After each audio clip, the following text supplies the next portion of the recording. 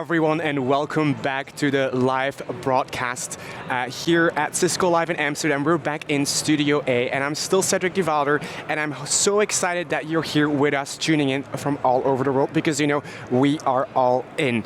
Just remember that we want to hear from you. We want to hear from you. We want you to use the hashtag Cisco Live EMEA to tell us about your experience, whether you're here at the conference or you're at home. We've got many exciting stories and technologies headed to us in the afternoon, and tomorrow we have more talks as well. We'll dive into, I need to get that right, the power of yet an introduction to Cisco Emerging Technologies and Incubation Group featuring Panoptic and Callisti. But yes, you can see the vibe is going well here. Behind us, the social media central zone is getting quite packed, and I can see loads of more people here since yesterday. But I think we're gonna head out to the world of solutions right now, where Rob Boyd, my good friend Rob Boyd, is with Josh Green talking about Cisco, Duo, and Zero Trust. Rob, are you there?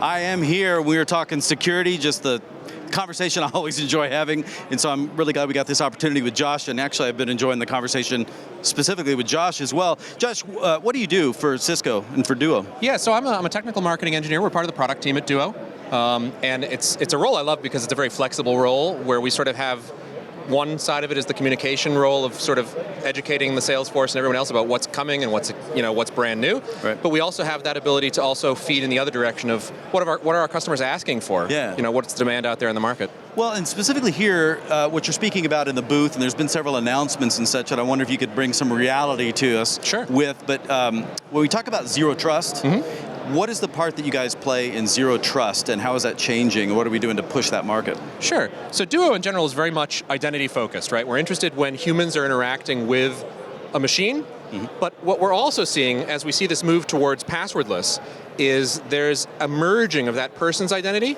with the machine they're using. Interesting. And that's really valuable for us because it's very, very difficult for a remote attacker in a faraway location to have both at the same time, right?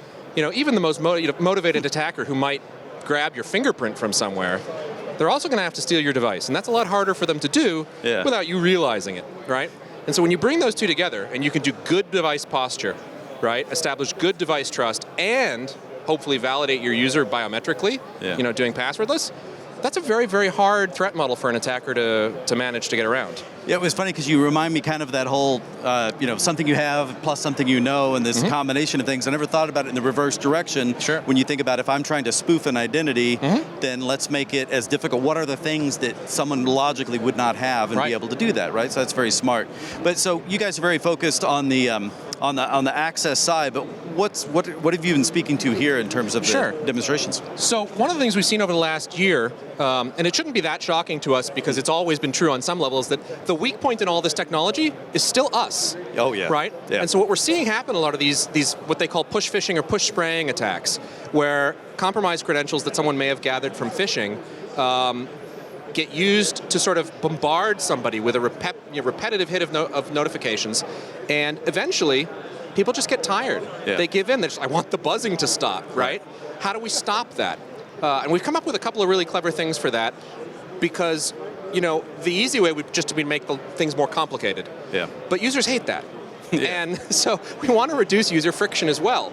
And so we've done two really key innovations. The first one is Wi-Fi fingerprinting. Okay, what is that? Yeah. So one of the challenges you have when you're trying to thwart remote attackers is you want to look for what they call impossible travel.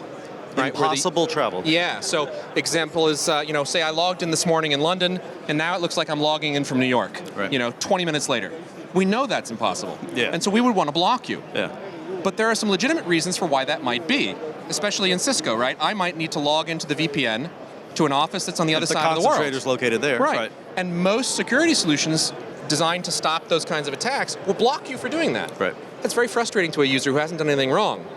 So what we want to do instead is do Wi-Fi fingerprinting, where we can basically look at the Wi-Fi networks around you, learn what is normal for you, and base your location on that.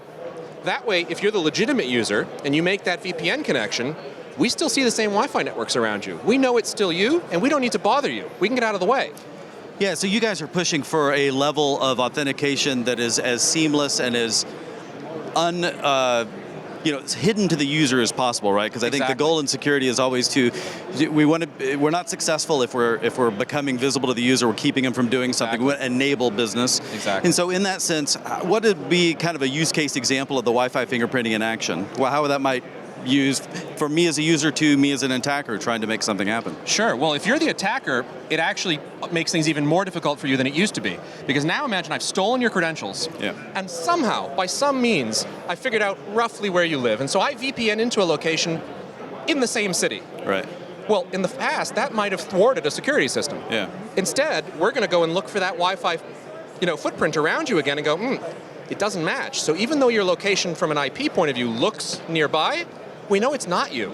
And so we can block the bad guy, and again, we haven't bothered the user at all.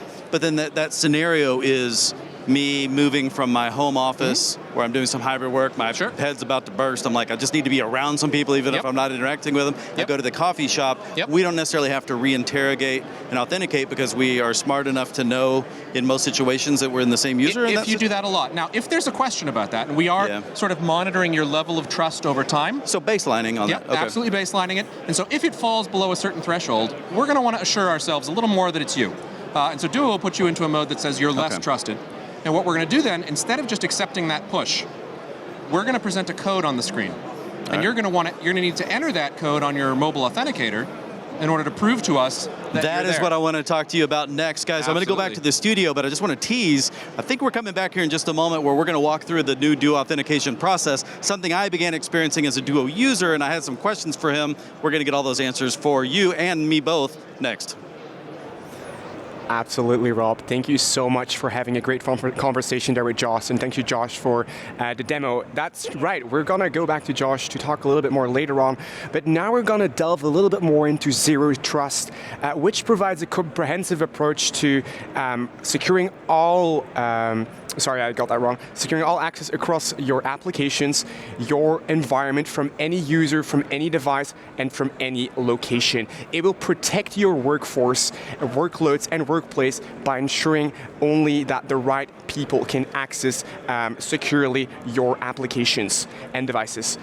We've got a great video for you that we're just going to show up that's going to talk a little bit more about Zero Trust in depth, and then we'll be back to the studio. So we'll just see you back in about 90 seconds.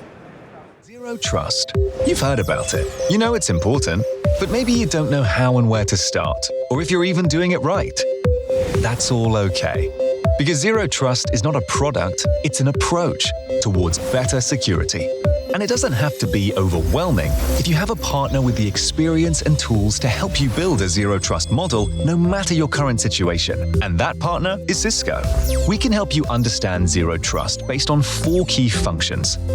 First, establish trust by authenticating each user, device, and service entity.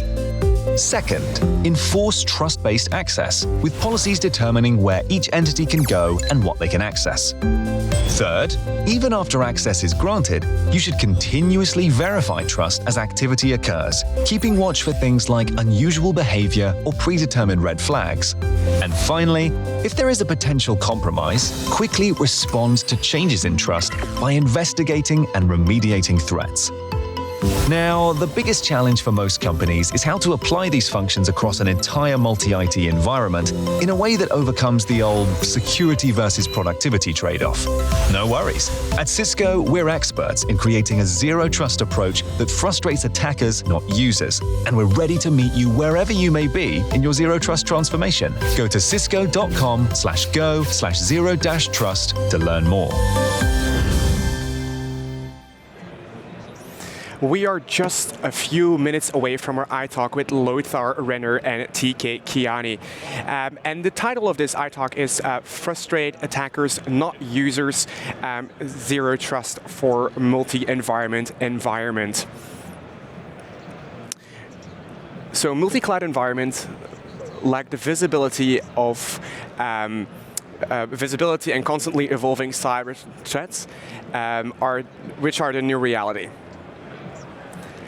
Great. So Yes, so essentially, before you head there, just make sure that you use the hashtag Cisco Live EMEA to let us know what you're doing. Also, make sure that you use the emojis on the left side of your screen as well to let us know how you feel about Cisco Live in general and about the broadcast. Do not forget that there are translations available, live captions in 8 different languages. Also, if you want to have your own music here at Cisco Live, then use that hashtag DJCLEUR. We're just about 30 seconds away from the iTalk with Lothar right now, so we're just going to head there in just a second, and we'll see you there. Thank you. Insurance business is based on trust, and Zara Assicurazioni can maintain this trust in the way that we can protect customer data, the way we can manage the privacy. We are working in a very complex scenario where the threats are increasing every day. This is why we are working with Cisco to have an holistic partner in the data protection and security environment. And this will allow us to continue to be one of the most innovative players in the insurance market in Italy.